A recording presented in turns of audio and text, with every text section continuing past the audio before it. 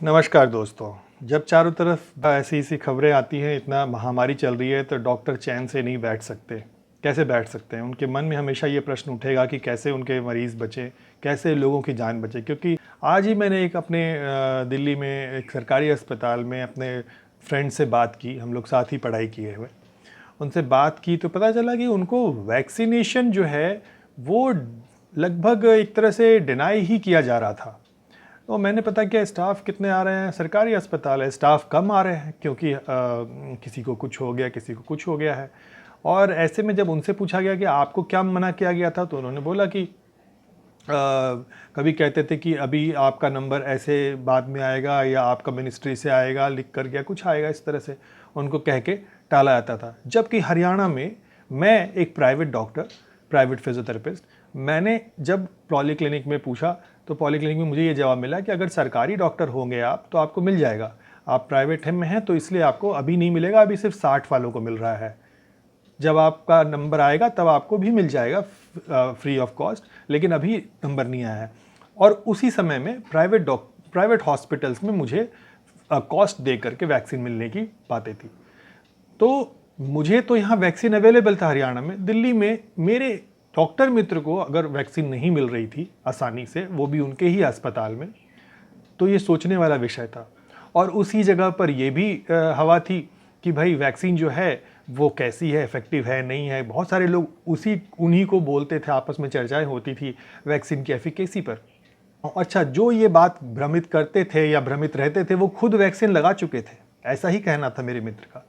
मैं आज इस बात को सोच रहा हूँ कि आपको पता है 44 लाख डोजेस बर्बाद हुई हैं टोटल भारत में, और उसमें से दिल्ली ने कितनी बर्बाद की हैं या यूपी ने। यूपी का मुझे अंदाज़ है कि 5 लाख के आसपास, और दिल्ली का मुझे पता नहीं, किसी का मुझे ध्यान नहीं है। एक इसके ऊपर एनडीटीवी की एक रिपोर्टिंग है, आप चाहें तो गूगल करके सर्च कर लीजिएगा कि किस राज्य ने कितने बर्बाद किए, मुझे पता नहीं। लेकिन मैं आप सबसे एक बहुत बड़ा प्रश्न मेरे मन में खड़ा हो रहा है, और चूँकि मैं भी इसका भुक्तभोगी हूँ, वो ये कि मैं एक बहुत बड़े ब्लॉगर जिनका नाम मैं पिछले वीडियो में, किसी एक दो वीडियो में ले चुका हूँ, वो बहुत अच्छे नॉलेजफुल रहते थे। 1 साल से उनको देख रहा हूँ और मैंने बहुत सारी नॉलेज उनके ही वीडियो से गेन की है। और मैं ये देख रहा था कि वो हाल फिलहाल में एक दो बातें ऐसी करे, और बीच में भी जब वैक्सीन में भी ये कहा गया कि भाई सबको भागने की ज़रूरत नहीं है, वो समझ में आ रहा था।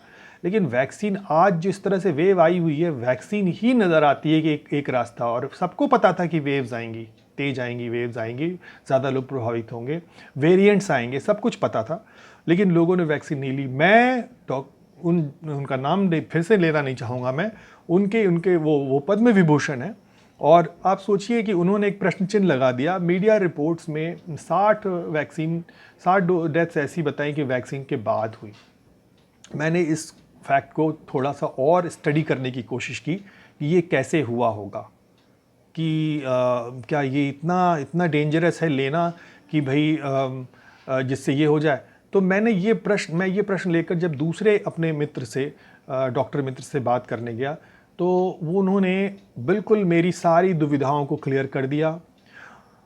उन्होंने बताया कि डेटा काफ़ी होना चाहिए, डेटा का एक एक क्वालिटेटिव डेटा, एक एक चीज़ की क्वांटिटी का डेटा, मतलब हर एक पहलू पर कि उस मरीज़ को समस्याएं क्या क्या थीं, क्या हुई, और वो पहली डोज के बाद वैसे भी कोई टोटली इम्यून नहीं होता है, उसने क्या प्रिकॉशन रखा, क्या नहीं रखा, और भी तमाम बैकग्राउंड फैक्टर्स। इस पर कोई डेटा अवेलेबल नहीं है।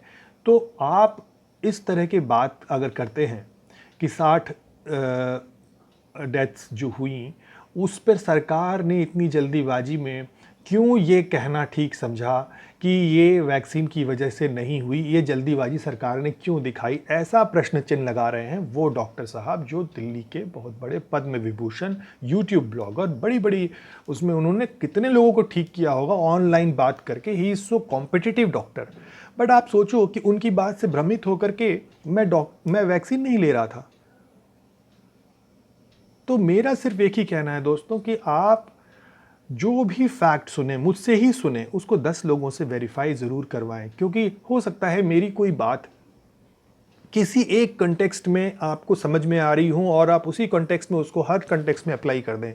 तो वो गलत हो जाएगी। इसीलिए उसको वेरीफाई ज़रूर करें, जैसा मैंने किया उन पद्म विभूषण डॉक्टर साहब की बात को लेकर के, जो बहुत पॉपुलर है, आप नाम जानते होंगे उनका।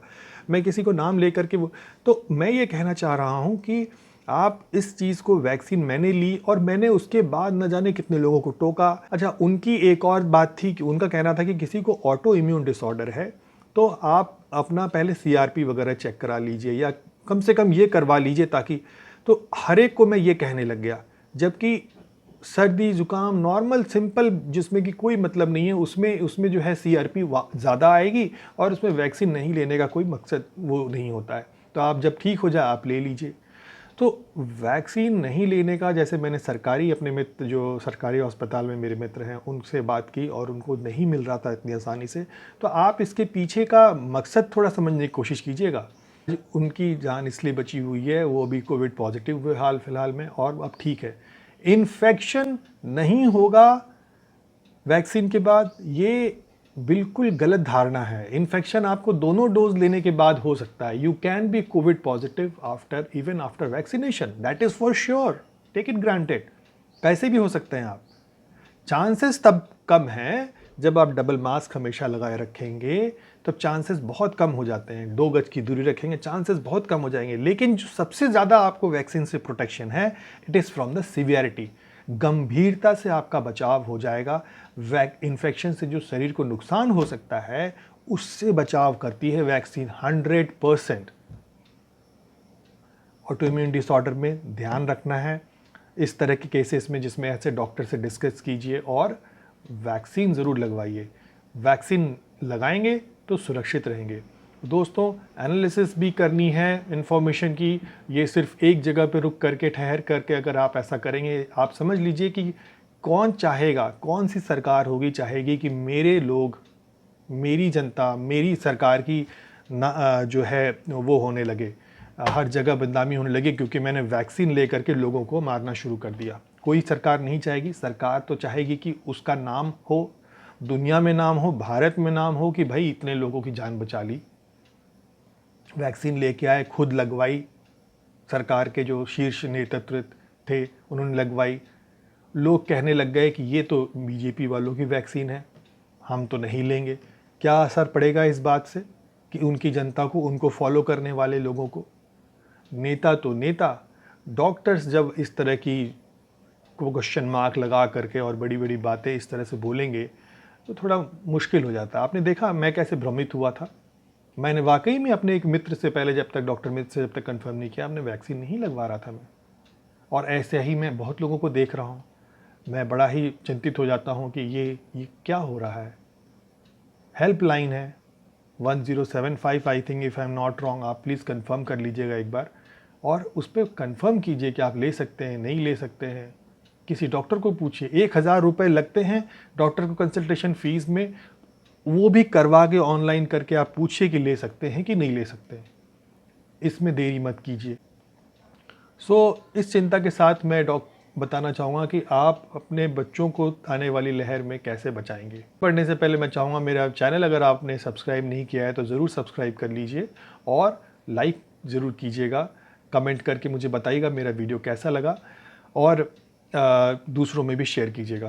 तो दोस्तों, बच्चों को इससे बचाने का अभी वैक्सीन तो आई नहीं है, तब तक आपको उनको appropriate behaviour, Covid appropriate behaviour धीरे धीरे करके सिखाना है। रोज़ एक अगर बात उनको बताएंगे और उनसे प्यार से बात करेंगे, वो ज़रूर आपकी बात समझेंगे। बच्चे सबसे क्विक लर्नर होते हैं।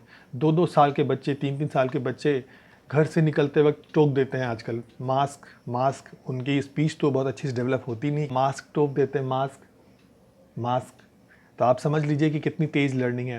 दोस्तों, लर्निंग करवानी है, एक टब रख लीजिए घर में और उस टब में सोप वाटर डिज़ोल्व कर दीजिए और उस टब में जा कर के हाथ को धोने के लिए बच्चों को बोल दीजिए। बार बार उसमें धोएंगे। सोप में क्या होता है कि सोप से आपने देखा होगा कि सारा का सारा जो वो चीज़ है वो निकल जाता है। तो इस तरह से अगर उसको बार बार आप एक टब रखेंगे छोटा सा और कर देंगे तो वो उससे बच्चे बचे रहेंगे। जो और छोटे बच्चे हैं उनको तो आप जानते ही हैं, वो अपने एक लिमिटेड जगह पे रहते हैं और उनको आप आराम से बचा सकते हैं। तो आपको 3 मेन उनके रूट्स को बचाना है, एक नोज़, एक माउथ और एक आईज़। तो हाथ अगर साफ़ रहेंगे बच्चों के तो आईज़ बच जाएगी, मुंह भी बच जाएगा, नाक भी बच जाएगा। बाहर निकल रहे हैं तो मास्क लगवा दीजिए, और घर में हैं तो आप ऐसे कर लीजिए। तो और शील्ड, बाहर निकले तो शील्ड लगा दीजिए। घर के वातावरण में कहीं से ड्रॉपलेट्स आ रहे हैं, इस तरह की बातें आपको ज़रा भी महसूस हों, उसके पहले ही आप, जैसे मैंने दीप खासकर दीप की बात की, वो दिखाइए। इससे घर आपका ठीक रहेगा। सर्टेन तरीका है ये भी, आप इनको यूज़ कीजिए। केमिकल से जितना हो सकता है बचिए।